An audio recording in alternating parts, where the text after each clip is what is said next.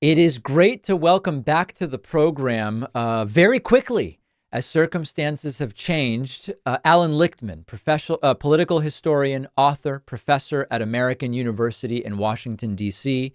So, to remind our audience, we had you on relatively recently. At the time, President Biden was the presumptive Democratic nominee. There was a conversation that was being had about a possible replacement at the top of the ticket. You said Democrats would give up the incumbency and potentially the no contest key. So much has happened since then. We have a new Democratic nominee, Kamala Harris. You've issued a prediction that indeed you believe she will become the next president of the United States. First question, was it ultimately the right decision to replace President Biden on the ticket? It was ultimately the right decision to replace him the way they did. As you know, I was very critical of what the Democrats were doing. First of all, for openly, right out in public, viciously trashing their sitting president. I didn't think that was necessary. I've never seen that, and I've studied politics from the founding to the present in the US. Second problem I saw for the Democrats was that they were not only going to push Biden out, but they were going to have a big party brawl, which would cost them both the incumbency key and the contest key. And no incumbent party since 1900 has ever won re-election when they lost both of those keys. But as it turned out, Democrats did the right thing. That is, they united behind Harris, which I didn't think they would do. I was quite surprised. They seem to have grown a spine and a brain and avoided losing the contest key. That means they lost only one key with the pushing out of Biden. And it now does seem that the Harris nomination might have helped them with two other keys. The third party key, since voters don't have to choose anymore between two old white guys. Hate to say that being an old white guy myself, but it's true. And the social unrest key, since protests were directed against Biden and he's no longer front and center, Harris is. So the Democrats avoided disaster and in other ways may have helped themselves. Which keys does Donald Trump currently have pointing in his favor? Well, it doesn't work that way. The way the keys work is keys for and against the White House party.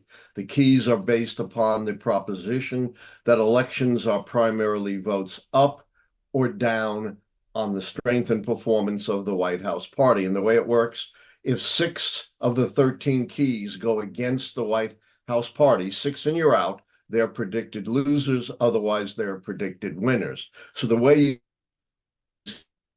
how many keys are turned against the White House party, Harris and the Democrats. And I apologize. You corrected me about the way I asked this last time we spoke as well. So let's talk about the three keys that, from the perspective of the White House, are not in their favor.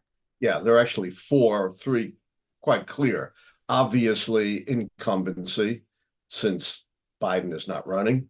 Mandate key, since the Democrats lost U.S. House seats in 2022, even though they did better than expected. And incumbent charisma key, because whatever you may think of Harris, she's not yet a Franklin Roosevelt. And the fourth key that I turned against them, the most difficult, shakiest keys are, of course, the 2 foreign/military failure and success keys, since wars are so unpredictable. But I did turn a fourth key, the foreign policy failure key. I think what's going on in the Middle East is a humanitarian worldwide disaster with no end in sight. I know we don't have boots on the ground there, but we are deeply invested. So that's 4 negative keys, still 2 keys short of predicting an incumbent party defeat, even if the foreign policy success key.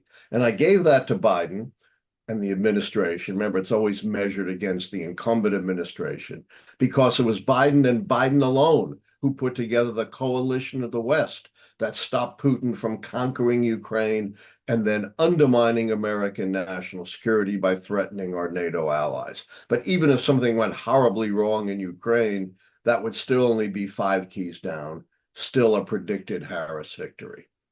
In retrospect, now with the benefit of hindsight, going back to maybe the June 27th debate or wherever we kind of want to think back to, do you believe that if Biden were still in the race, he would still have the clear path to victory you told us he had last time you were on? You know, there's an old Zen saying, unask the question. I don't deal in hypotheticals. And there's a simple reason. You never know what's going to happen if things change. You can't just pull one thing out and presume it won't have a effect on uh, chaos theory says a butterfly flaps its wings in Calcutta and there's a hurricane in Louisiana. Even minor changes can produce major effects. So we have no idea what the effect would have been if Biden had stayed in on other keys. So I'm not going to speculate. More I'm not important, hearing a doesn't matter. confident I'm not hearing a confident he absolutely would have won though. Is that you're not saying that? I'm not saying he would have won. I'm not Yeah. saying he would have lost. I don't know because it hasn't happened. And if you follow any of I have a live show every Tuesday and Thursday at 9 p.m. Eastern at Allan Lichtman YouTube. And if you ever listen to any of my live shows, and I hope your audience will, you see I'm asked hypotheticals all the time and I won't answer them. So this is less of a hypothetical, but something I asked a little bit about last time you were on, and that I've since received dozens of emails about. You told Sure. us in very clear terms the model is a model in that you don't modify the model to account for what's going on that year. This is the whole point of how it works. You don't say, well, here's something that's different, so we have to adjust the model in this way or in that way. Understanding that, I've received dozens of emails from people who say, what's happening in 2024 is so different from any scenario we have ever had that this model cannot possibly account for a former president who lost and then was indicted and again became the nominee, and an incumbent president who up until the last minute was the believed nominee and then dropped out. You get the point, right? I can give you I the get the long list. point, and I will You get the point. answer it. This Please. question I will answer Good. Okay. very directly. Please. First of all, every 4 years, some critic comes up to me and says, this year is so different, you've got to change your keys. We have an African American running. Mm. We have never had that before. That's so far out of the norm in America. We're just not ready to elect an African American. We have a candidate on tape bragging about sexually assaulting women, with almost 20 women accusing him of sexual assault. That is so far out of the norm. You've got to change your keys. And of course, my answer is always, you can't change a model on the fly.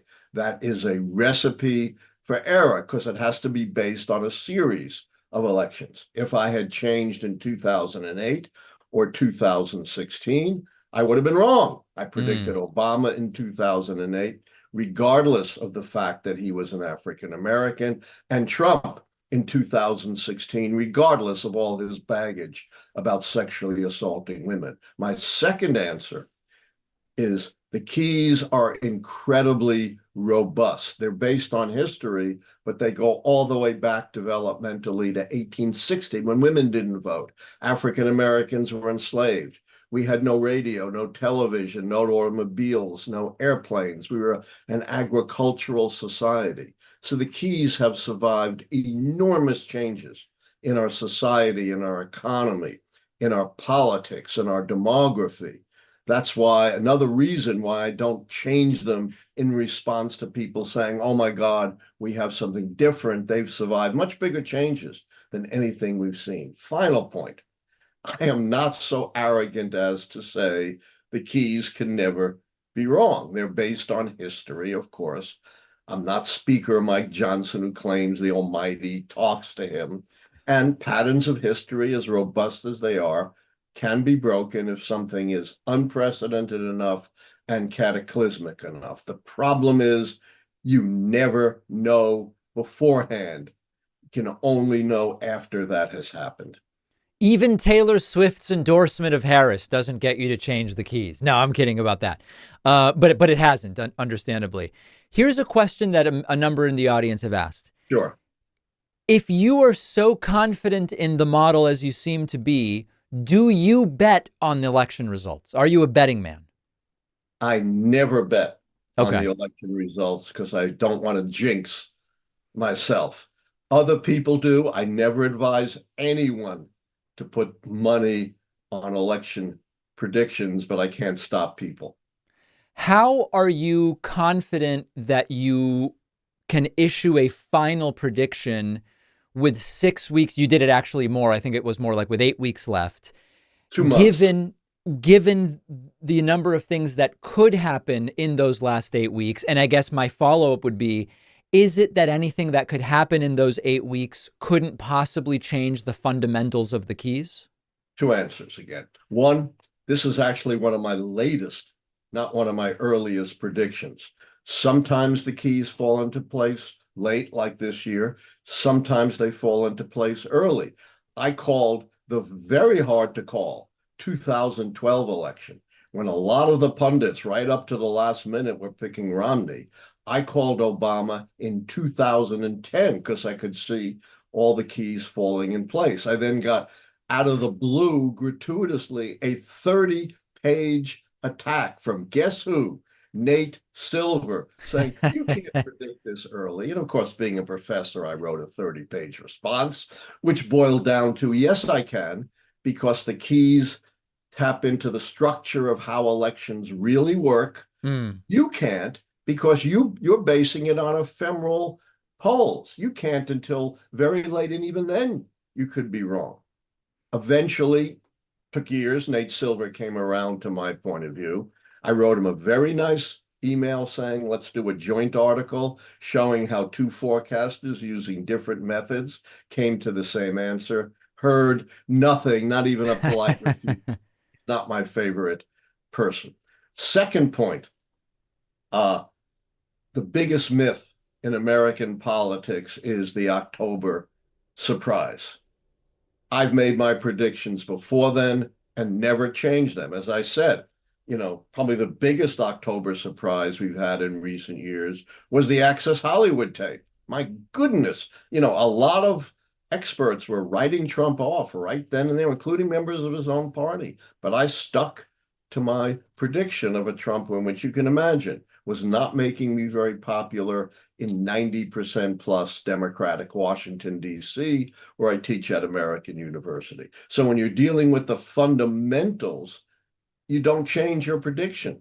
And that's why very advisedly I issued my prediction before the debate, which everybody said, oh, this is pivotal, this is make or break. I was very explicitly saying, no, the fundamentals say something else. All right, Professor Allan Lichtman with his final prediction. If there's another new candidate between now and November, we'll have you back on for the next prediction. But I assume this will be the final one. Yeah, the great Benjamin Disraeli, the Prime Minister of England, once said, finality is not a word we use in politics.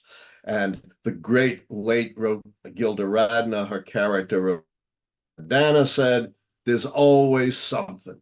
So we're presuming the candidates won't change, but you never know. Thanks so much for your time, as always. Take care, David.